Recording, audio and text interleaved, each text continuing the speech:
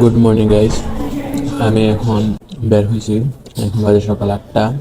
বাস হচ্ছে সকাল 9টায়, golden mile tower থেকে মালয়েশিয়া।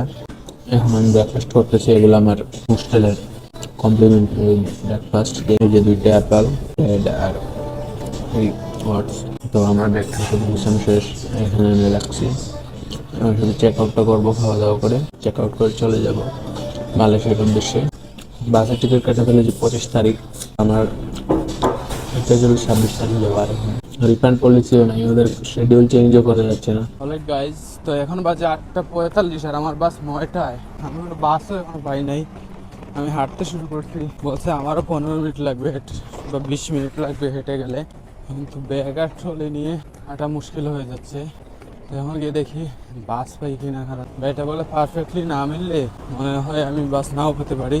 ওদের যে নর্মাল বাস এই রুট দিয়ে এখনো পাচ্ছি না। এই রুট দিয়ে ওদের নর্মাল বাস পাইলেও আরো তাড়াতাড়ি পৌঁছাতে পারতাম। ওই সাইড দিয়ে বাস চলতেছে, কিন্তু আমি যাবো সোজা সাইড দিয়ে তো বাস পাইতেছি না।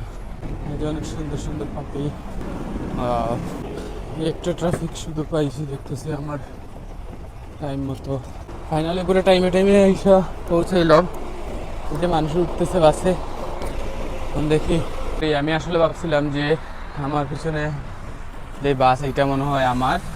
এটা আমার না, আমারটা হচ্ছে খ্রিস্টানা এক্সপ্রেস, আর এটা হচ্ছে স্টার মার্ট এক্সপ্রেস। তো আমারটা বলছে এখনই আসবে।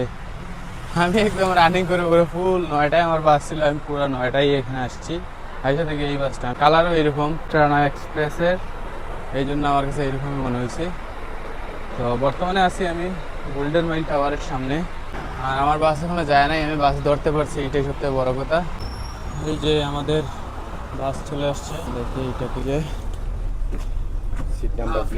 এখন বাজে 9:16, আমাদের বাস মাত্র ছাড়ছে। এখন মালয়েশিয়ার উদ্দেশ্যে রওনা দিয়েছি। খারাপ সময়গুলোর জন্য সব সময় কৃতজ্ঞ থাক। কেন বলো তো? কারণ এগুলোই তোমার চোখ খুলে দেয়, যেন তুমি সেই সব ভালো জিনিসগুলো দেখতে পাও। এই মাত্র আমরা আসলাম সিঙ্গাপুর ডিপার্চার হলের সামনে।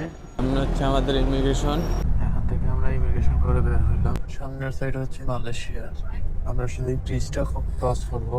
এই যে সিঙ্গাপুর, এই ব্রিজটা আমরা ক্রস করার পরই মালয়েশিয়াতে ঢুকবো। এখন দেখা যাক। আমরা চলে এসেছি মালয়েশিয়া ইমিগ্রেশনের এখানে। আমাদের লোকাল যারা, ওরা তো গাড়ি নিয়ে শুধুই চলে যায় করে। মাত্র আমরা ইমিগ্রেশন শেষ করলাম, শেষ করে বের হয়েছি। সামনে আমাদের বাস অপেক্ষা করতেছে। কোনো কিছু ইচ্ছা নাই। ইমিগ্রেশন অফিসার জাস্ট বলছিল আমাদের যে পাসপোর্ট দিছি, দেখছে, ভিসা কপি মোবাইলে দেখাইছি, স্টাম্প দিয়ে দিছি। এই যে আমাদের বাসটা চেঞ্জ করে দিছে, ওইখান থেকে বাস আরেকটাতে দিছে। আর এই হচ্ছে আশপাশের এরিয়া। অলরাইট, তো বর্তমানে আমরা আছি নর্থ বাউন্ড। জোহরবারু থেকে আমরা আসতেছিলাম কুয়ালালামপুরের উদ্দেশ্যে। এখন আমাদের এখানে ব্রেক দিছে। এই এলাকাটা দেখতেই পাচ্ছেন এইরকম। এই যে এখানে কি কি পাওয়া যায় খাবার, এটা এখন দেখাবো। ডাব থেকে শুরু করে fruits, cold drinks, chips tips, এগুলো সবই পাওয়া যায়। অলরাইট, তো আমরা এখন আসছি টিবিএস বাস টার্মিনালে। এখন বাজে 5টা। যদি 1টার সময় আসার কথা, এত সময় লাগছে, কিন্তু অনলাইনে টিকিট যখন কাটছিলাম তখন দেখাইলো 1টা। এখন আমরা ট্যাক্সির জন্য অপেক্ষা করতেছি। ট্যাক্সি আসার পর বুকিত বিন্দাঙ্গে যাব, ওইখানে আমার ফ্রেন্ডদের কাছে। বর্তমানে আমি আছি বুকিত বিন্দাঙ্গে। আমি টিবিএস বাস টার্মিনাল থেকে তো আর আসলাম, আসার পর আমার ফ্রেন্ডের বাসায় উঠছি। সেই মুন্না, যার সাথে আগেও মালয়েশিয়া আসা হয়েছিল, আবার দেখা হয়েছে। আমরা যাচ্ছি আমাদের বাইরের রেস্টুরেন্ট একটা করছে দেখতে। এখন মেট্রো স্টেশনে বসে আছি এলআরটিতে। এই হচ্ছে ফোর হাব কন্ডোমিনিয়াম, আর এখানের ঠিক উল্টা পাশে এই যে নূর রেস্টুরেন্ট কুয়ালালামপুর। এখানে 2টা বার্গার নিছি, এই যে সুন্দর সার্ভ করছেন, অনেক মানে রেটগুলো অনেক ভালো। খাবো, খেয়ে ট্রাই করবো। আমরা একটা বিফ বার্গার নিছি, দেখি এটার টেস্ট কেমন। তাহলে শুধু ওয়েজেস গুলো খাইলাম, ওয়েজেস গুলো অনেক ভালো, অনেক ক্রিস্পি আর সফট। ট্রাই করতে পারেন আপনি এসে। বার্গার আর ওয়েজেস খাইছি এখন, অনেক মজার ছিল। ইতালিয়ান কোয়ালিটিটা খুব ভালো ছিল, ইতালিয়ান বার্গার। আমি এখন যাব শানুর ভাইয়ের সাথে কথা বলতে, এখানে আর কি কি জিনিস পাওয়া যাবে, কি কি সার্ভিস আছে, শানুর ভাই বিস্তারিত বলবে এখন। আসসালামু আলাইকুম ভাই। এই তো ভালো ভাই। এখন আপনি বলেন, আপনার এখানে যদি আসে কি কি খাইতে পারবে, বাঙালি বা ওয়েস্টার্ন কি কি ফুড আছে? আমরা আসলে ওয়েস্টার্ন এন্ড এশিয়ান নিয়ে কাজ করতেছি। আমাদের ওয়েস্টার্ন এবং এশিয়ান দুটোটা আছে। হ্যাঁ, এশিয়ানের মধ্যে মালয়েশিয়ান, পূর্ব এশিয়া যতগুলো খাবার আছে সব আছে। ইভেন থাই আমাদের food সহ। আমাদের দেশেরও খাবারগুলো আছে।